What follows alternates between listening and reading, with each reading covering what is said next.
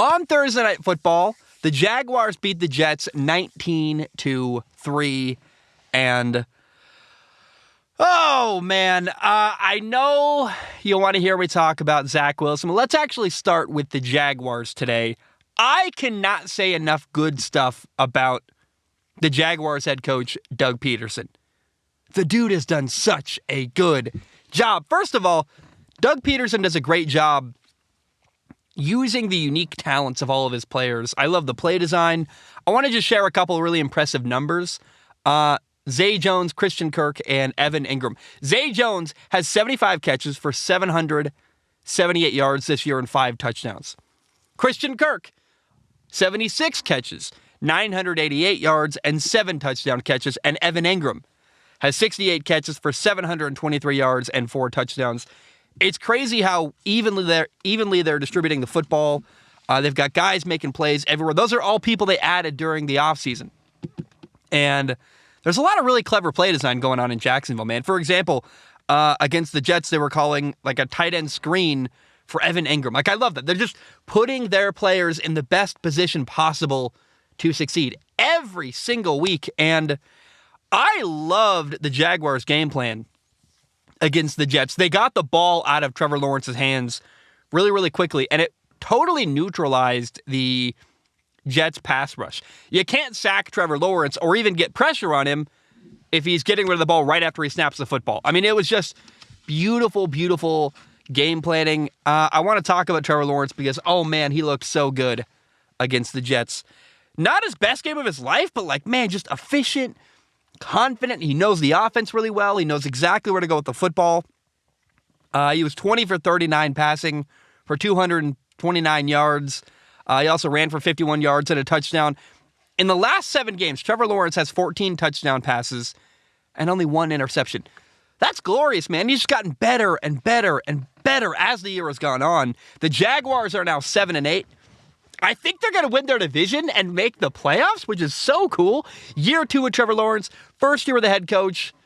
A lot of people were doubting him and criticizing him and saying he was overhyped and all this stuff. And I think he was overhyped, but that's not his fault.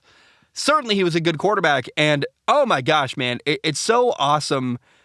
It just all goes back to Doug Peterson, their head coach. This team is so full of energy and very motivated. They're like sharks smelling blood in the water. Everyone can sense that this team is headed in a really cool direction. And the players get it. They're fully bought in. Their sideline, man, you watch their sideline, they're so engaged. And I just could not be happier for the Jacksonville Jaguars, their fan base, Trevor Lawrence. It was pretty irritating when he has a bad game or two and people are like, oh, he's a bust, he's terrible. Ah! What? I don't know. I wasn't here for that. I had no patience for that or tolerance for that narrative. And, it's really cool to see Trevor Lawrence doing well. Looks like they might lose a playoff game, which is pretty cool. Better than not making the playoffs.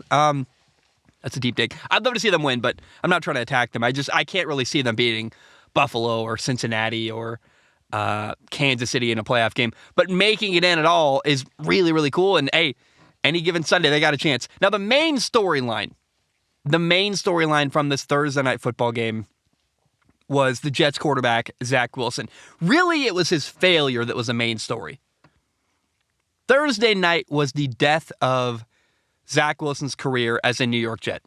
He was awful. He was 9 for 18 passing, 92 yards, no touchdowns, had an interception. Although, I will be fair, the interception was a Hail Mary throw before halftime. Wasn't a good throw. I don't know what he was doing. He probably could have been picked off multiple times, but the interception in this scenario, it's just a guy trying to make a play as time runs out before halftime. Now, in this game against the Jaguars, and not the first time, Zach Wilson looked totally overwhelmed. He just does not look like a quarterback should in their second year. No confidence. That's sad. Some of that's coaching. Some of that's the fan base. Some of that's him. He's just launching deep balls into coverage, almost as if he's hoping a receiver just makes a crazy play.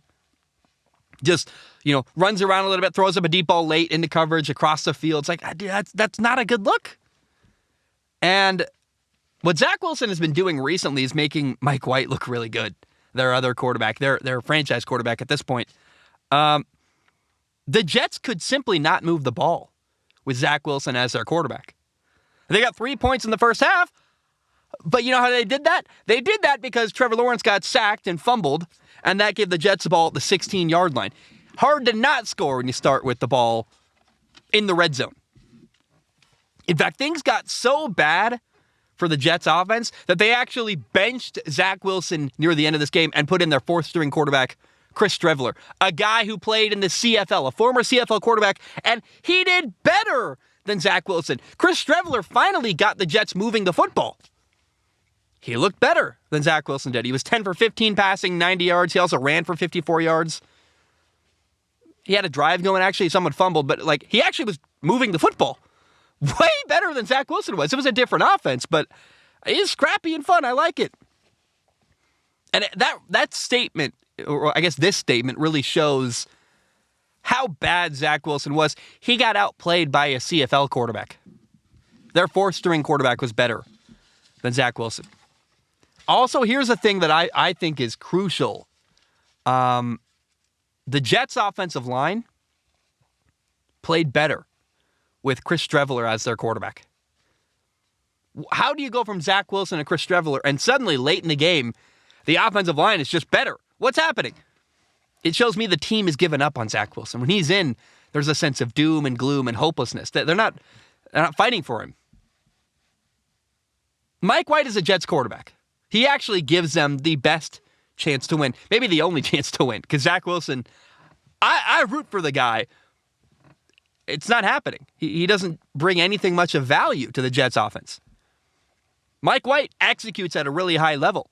And I wonder if Mike White had been the starting quarterback all year for the Jets, would they be a playoff team? They might be. They're 7-8. They're on the cusp. Win a couple more games, which they might have without Zach Wilson. I don't know. What if Mike White had been the starting quarterback all year? Remember, Mike White did not play in this game on Thursday against the Jaguars because he could not get cleared by doctors in time. He's recovering from a rib injury. What's really painful for Jets fans is that they've drafted two quarterbacks in the top 5 in a row that have both failed. Sam Darnold was a number 3 overall pick in 2018. Bam, he didn't work. Zach Wilson, the number 2 overall pick in 2021. Didn't work. That's two quarterbacks in the top 3 within 3 years of each other that both have now failed. And I've heard people say Zach Wilson is the biggest bust in NFL history. That's so extreme and harsh. That's just not true. I don't know who's writing this stuff, who's saying this crap. Zach Wilson has had a good moment or two. He's not been good. I don't want this to be misunderstood, but people are always trying to say this extreme stuff. This is the new, most, biggest, worst thing ever. You've never... No, come on. Chill out. It's very, very dramatic to say Zach Wilson is the biggest bust in NFL history. You have got to be kidding me. That's nonsense.